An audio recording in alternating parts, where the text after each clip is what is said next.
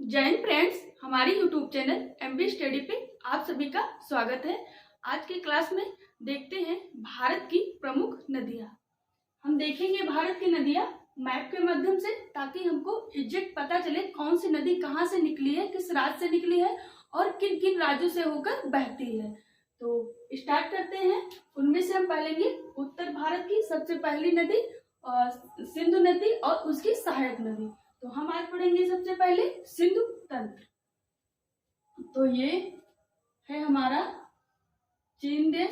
चीन देश में यहाँ पे एक है मान सरोवर। चीन देश में यहाँ पे है मान सरोवर झील।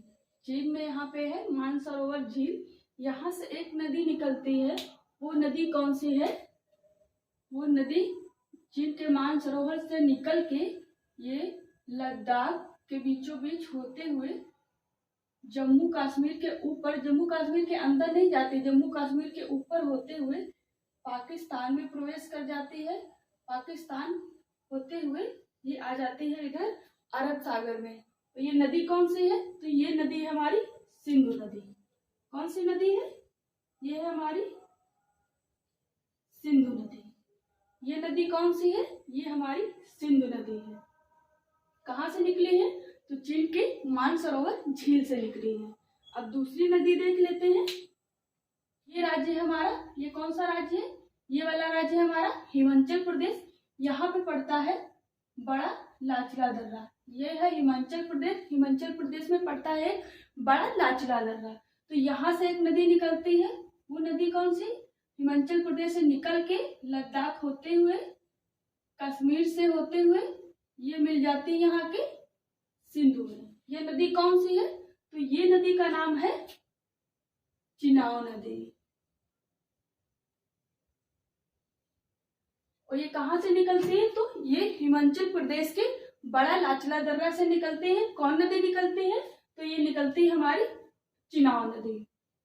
इसके बाद ये है हमारा राज्य, ये है हमारा राज्य कश्मीर। कश्मीर से एक नदी निकलती है। कश्मीर से एक नदी निकलती है। वो कौन सी नदी निकलती है? ये यहाँ से एक नदी निकलती है। ये होते हुए कश्मीर होते हुए, और ये कश्मीर और पाकिस्तान का बॉर्डर बनाते हुए इधर आते हुए ये मिल जाती है चिनाव में। ये नदी कौन सी है? तो ये नदी है झेलम।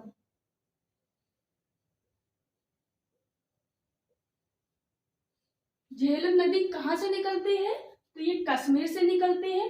और झेलम नदी जो है ये कश्मीर और पाकिस्तान का बॉर्डर बनाती है। या फिर क्वेश्चन ये पूछा जा सकता है कि ऐसी कौन सी नदी है उत्तर भारत की जो भारत और पाकिस्तान का बॉर्डर बनाती है? तो ये है हमारी झेलम नदी। और ये झेलम नदी कश्मीर से निकलती है ये होते हुए, और ये जो बॉर्डर है ये कश्मीर का बॉर्डर है और इधर ये पाकिस्तान है। तो कश्मीर और पाकिस्तान का बॉर्डर मिलाते हुए बनाते हुए आके चिनाव में मिल जाती है। तो ये बन जाती है चिनाव की सहायक नदी।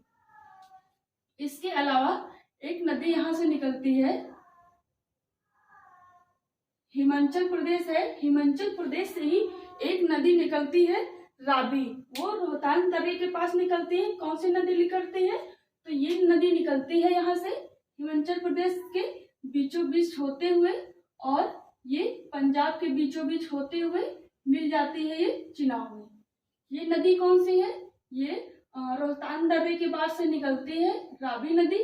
और कहाँ से निकलती है? तो ये हिमाचल प्रदेश के बीचों बीच होते हुए और पंजाब के बीचों बीच होते हुए ये मिल जाती है हमारी चिनाव में। तो ये किसकी सहायक है? चिनाव की सहायक नदी है। ये नदी कौन सी है? तो ये नदी है हमारी रावी नदी। ये नदी कौन सी है? ये नदी है हमारी रावी नदी।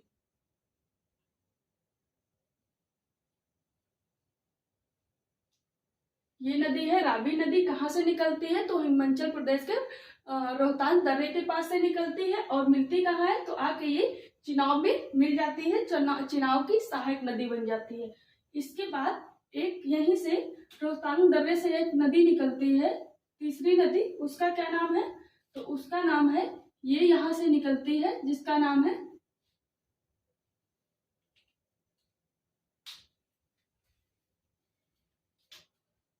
ये रोहतांग दर्रे के बाद ये एक नदी निकलती है, ये नदी है, ये हिमाचल के बीचों बीच से निकलते हुए ये आ जाती है पंजाब, पंजाब में मिल जाती है ये। यहाँ पे पंजाब और हरियाणा के बॉर्डर के पास यहाँ पे एक है हरिके बैराज, ये नदी यहाँ पे आती है। और इसके अलावा यहाँ से एक नदी निकलती है, ये मानसरोवर है चीन का, यहाँ से एक नदी निकलती है जो चीन होते हुए, चीन से निकल के ये आती है, सबसे पहले भारत में प्रवेश करती है। कहाँ प्रवेश करती है? तो ये प्रवेश करती है हिमाचल प्रदेश में, हिमाचल प्रदेश होते हुए ये नदी आती है पंजाब, और पंजाब में यहीं पे मिल जाती है ये जो ब्यास नदी आई यहीं पे ये मिल जाती है सतलज से। सतलज इसको लेते हुए फिर आगे बढ़ जाती है, सतलज मिल जाती है चिनाब में। यहाँ पे जो ये ब्यास नदी आई है, ब्यास नदी यहीं पे मिल जाती है और यहीं पे एक डैम का निर्माण किया गया है, एक बांध का निर्माण किया गया है। उसका क्या नाम है? तो उस बांध का नाम है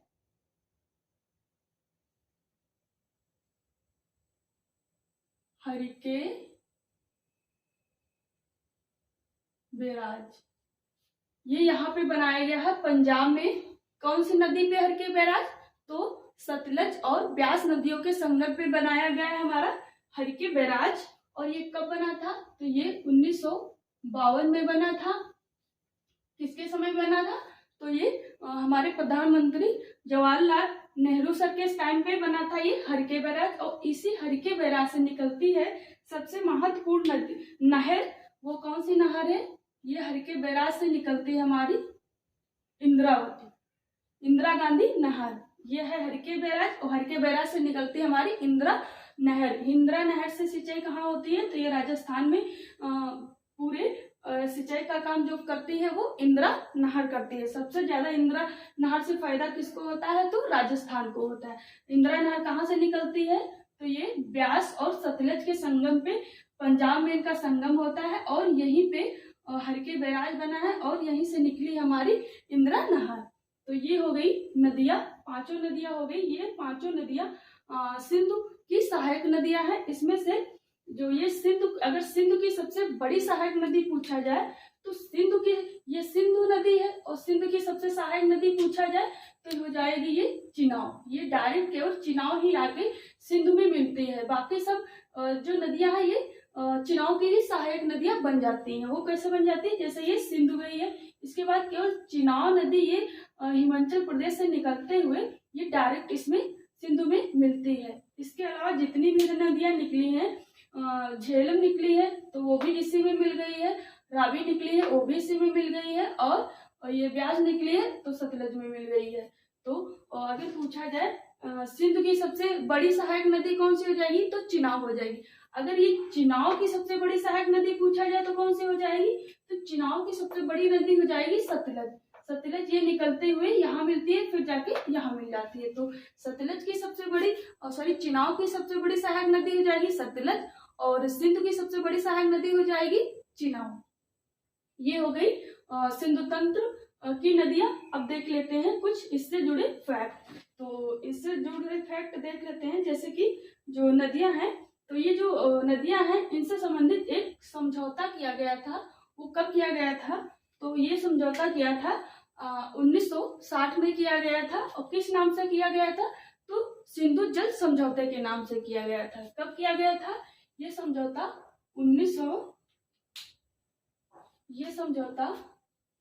1960 में किया गया था। किस नाम से किया गया था? तो सिंधु जल समझौता। सिंधु जल समझौता कब हुआ पूछा जाता है? तो 1960 में हुआ था। और ये किसके टाइम पे हुआ था? तो ये हमारे पीएम थे उतनी टाइम जवाहरलाल नेहरू सर।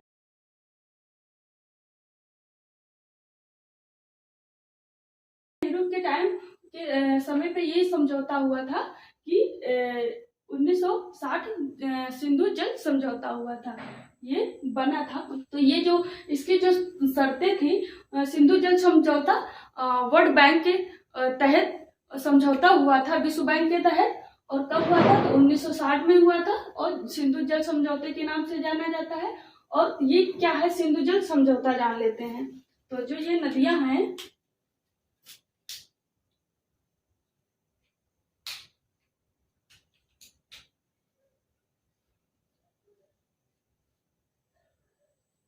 सिंधु,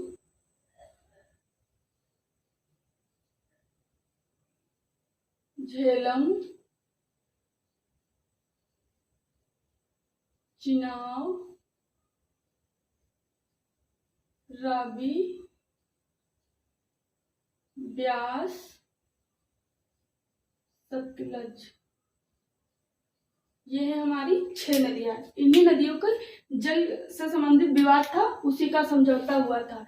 तो इसमें से जो ऊपर की ये 3 नदियां हैं, इसमें ये समझौता हुआ था कि इसका इन जो 3 नदियां हैं, सिंध, झेलम, चिनाब, सिंध, झेलम, चिनाब, इसका पानी 80% जो पानी होगा वो पाकिस्तान यूज करेगा। सिंध, झेलम, चिनाब का 80% जो पानी होगा वो पाकिस्तान यूज करेगा और 20% पानी जो यूज करेगा वो भारत करेगा। ये इस समझौते के तहत कहा गया था। इसके अलावा जो ये 3 नदियां हैं, रावी, ब्यास, सतलज, इनमें क्या था? इनमें ये था कि 80% जो पानी है, रावी, ब्यास, सतलज का जो 80% पानी है वो भारत यूज करेगा और केवल 20% पानी, इन 3 नदियों का, रावी, ब्यास, सतलज का 20% पानी केवल पाकिस्तान यूज करेगा। मतलब यहाँ पे जो समझौता हुआ वहाँ, यहाँ पे इसका अपोजिट है। यहाँ पे सिंध, झेलम, चिनाब का 80% पाकिस्तान यूज कर रहा था और 20% इंडिया यूज कर रहा था। और जब नीचे की ये 3 नदियां जो रावी, ब्यास, सतलज आ जाती हैं तो इसमें उल्टा हो जाता है। यहाँ पे 80% भारत यूज करता है पानी और 20% पाकिस्तान यूज करता है। तो ये हो गया सिंधु जल समझौता। इसके अलावा इनकी लंबाई देख लेते हैं कितनी है। तो इनकी लंबाई देख लेते हैं कितनी है। तो इनकी लंबाई है, जैसे कि सिंधु की लंबाई है 2900 किलोमीटर। सिंधु की कितनी है? तो 2900। झेलम की कितनी है? झेलम की है 725। सिंधु की कितनी है लंबाई? तो 29 किलोमीटर। झेलम की कितनी है? तो 725 किलोमीटर। और चिनाव की देखी जाए तो चिनाव की जो लंबाई है वो 720 किलोमीटर है। अगर रावी की देखी जाए तो रावी की जो लंबाई है वो है, सॉरी, ये चिनाव की लंबाई नहीं, चिनाव की लंबाई जो है वो 1800 है। चिनाव की लंबाई 1800 है और रावी की लंबाई जो है वो 720 है। और ब्यास की कितनी है? तो ब्यास की 420 किलोमीटर है और सतलज की जो है वो 1050 किलोमीटर है। ये नदियों की लंबाई हो गई किलोमीटर में। सिंधु की कितनी है? तो 29 किलोमीटर। झेलम की कितनी है? तो 725 किलोमीटर। और चिनाव की कितनी है? तो 1800 किलोमीटर।